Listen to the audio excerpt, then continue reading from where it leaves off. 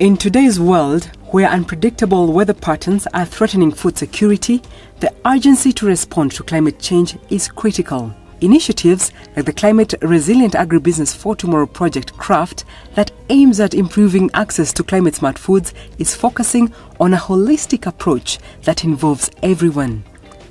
The increasing involvement of young people in agriculture, including service provision enterprises and adopting technology and mechanizations, needs to be encouraged and nurtured. So it was through cooperatives, a Nandi Potato Cooperative Society, that Youth Council were formed.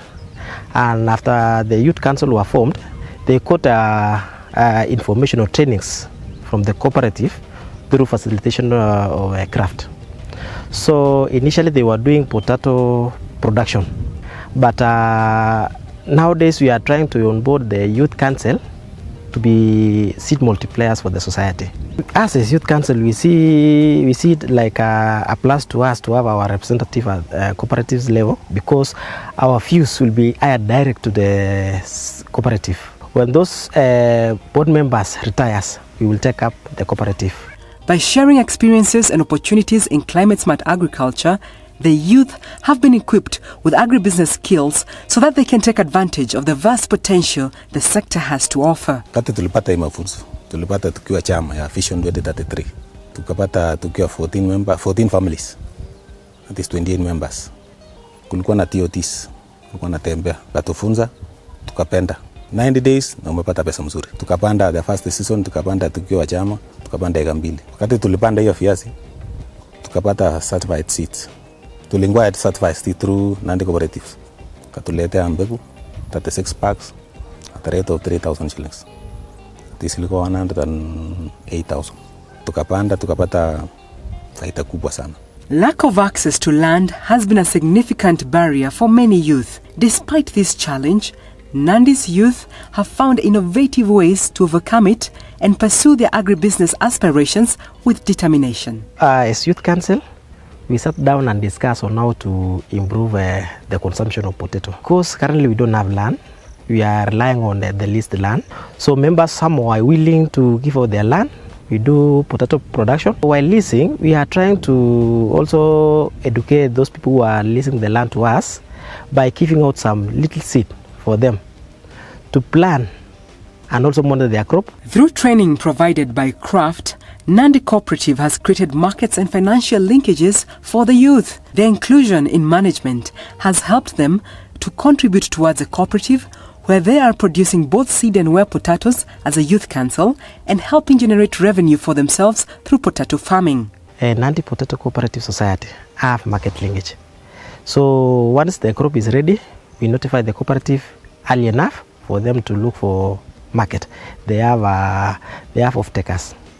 So they notify the off-takers early enough so that when the crop is ready, they come and take the crop while it's still fresh. We do also wear potatoes as a short-term source of revenue, because seeds, you have to wait until that season when the farmers need seeds. But where you can sell anytime, you get revenue, you service the seed in the field. Beyond farming and offering agricultural support to potato farmers in Nandi County, the youth have gone a step further by venturing into agroforestry as an alternative source of income that greatly contributes to restoration of water catchment areas in the region. We do also have a tree nursery. So the reason as to why we opted for tree nursery is because of climate change. We want to be part of the crew that work towards mitigation of climate change.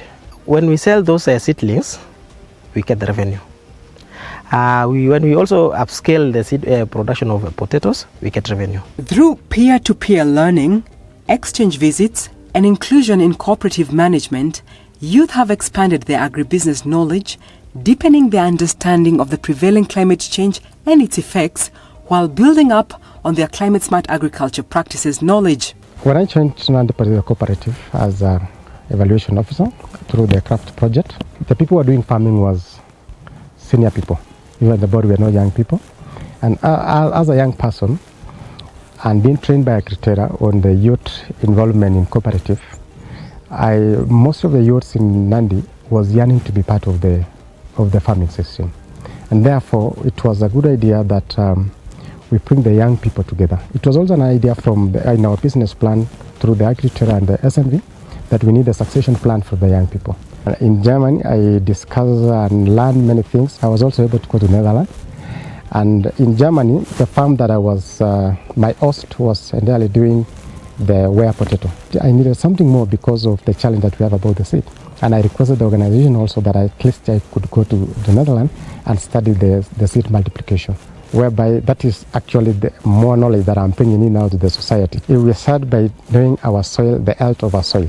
We used to buy the maybe basic or basic seed and multiply soil with the farmers.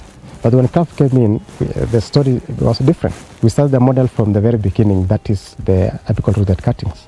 Now the society are doing the apical rooted cuttings to bring the seed from the foundation seed up to the last, so that we ensure that the quality is tracked and farmers get the best seed.